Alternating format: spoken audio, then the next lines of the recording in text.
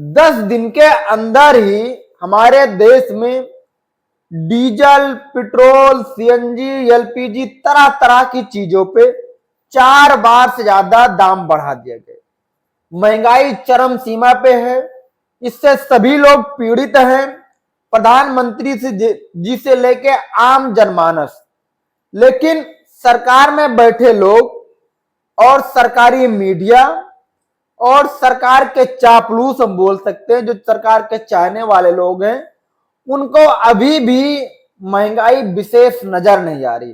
साथ ही साथ जो उनका मेन पर्पज है वो ये इसमें लगे हैं बताने में कि जो पुरानी सरकारें थी, चाहे Congress, Samajwadi party, RJD, TMC, इनकी गलतियों से ही हमारी देश महंगाई की तरफ जूझ रहा है, महंगाई में जूझ रहा है।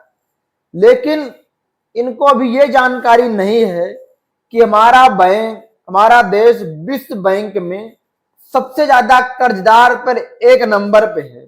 वहीं जब प्रधानमंत्री नरेंद्र मोदी जी के नेतृत्व में सब कुछ अच्छा चल रहा था, तो ऐसी स्थिति क्या आ गई कि इतना लोन लेना पड़ा। अगर वहीं हम बात करें make in India, digital India, दोस्तों हमारे देश में क्या बनता है, ये वीडियो हम सिर्फ एक लिए बनाए, सभी लोगों को पहले बताऊं, लेकिन सबसे पहले सभी लोगों को नमस्कार, मैं सत्य प्रकाश, आप देख रहे हैं जन विचार यूट्यूब चैनल।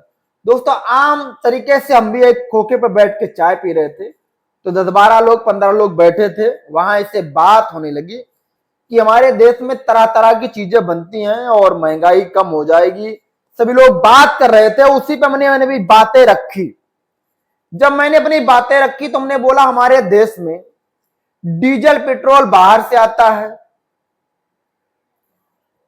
और सोना बाहर से आता है, इलेक्ट्रिक चीजें लमसम बाहर से आती हैं, यहां तक हमारे देश में एलपीजी गैस भी बाहर से आती है। जो हमारा रक्षा का सामान आता है, सैनिकों का सामान आता है, राफेल वगैरह, वो भी बाहर से मुझे खरीदना पड़ता है। कोई सामान यहां तक जो शादी में ड्रोन कैमरा यूज करते हैं वो भी आउट ऑफ कंट्री का रहता है। तो हमारे देश में बनता क्या है, हमारे देश में जो किसान लोग हैं वो अनाज पैदा किए हैं, अनाज पे इतनी महंगाई नहीं है।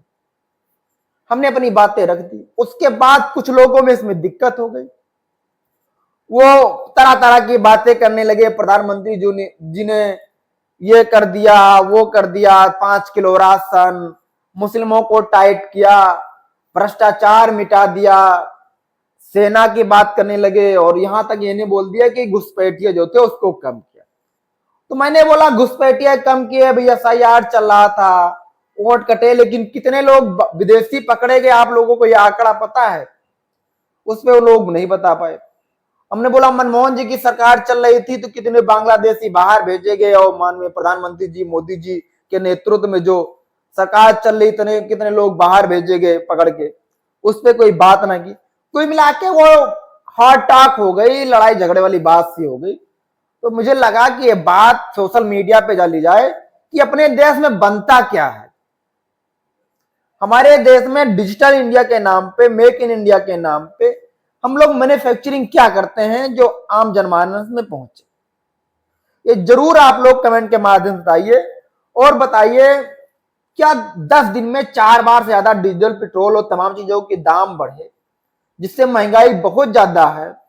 जब लगातार पेट्रोल एजेंसी, पेट्रोल कंपनियां प्रॉफिट कमा रही थी तो सरकार पे इतनी लगाम नहीं लगा सकते। तमाम बड़े बड़े उद्योगपतियों का पैसा माफ कर दिया जाता है और जिस तरीके से गरीब जनमानस के लोग टैक्स देके, सभी लोग टैक्स देके देश को पैसा देते हैं, जब संकट का समय है तो थोड़ा बहुत खजाना सरकार को ही खाली करना चाहिए, या कार्यालय बनाने में, विदेशी यात्रा में, अपने ही ऐसो आराम में ही खर्चा करेंगे। जरूर बताइए आप लोग, और बताइए क्या ऐसे चलता रहेगा देश? इसका जिम्मेदार कौन है, या सरकार जिम्मेदार लेगी या नहीं लेगी? देश की मीडिया इस पे बात नहीं उठाएगी। देश की मीडिया सरकारी मीडिया होगी, उनको फंड मिलता है सरकारी, इसीलिए चाहे लाइट कट जाए या पानी की समस्याएं किसी देश प्रदेश में हो उस पर बात नहीं करेंगे, उस सुरक्षा की बात नहीं करेंगे, पेपर लीक पे बात नहीं करेंगे। लेकिन यह महत्वपूर्ण सवाल यह है कि हमारे देश में हम लोग बनाते क्या हैं, या सिर्फ अंधभक्त ही बनाते हैं?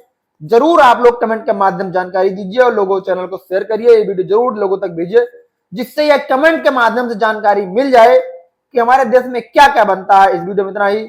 जय हिंद, जय भारत, जय संविधान।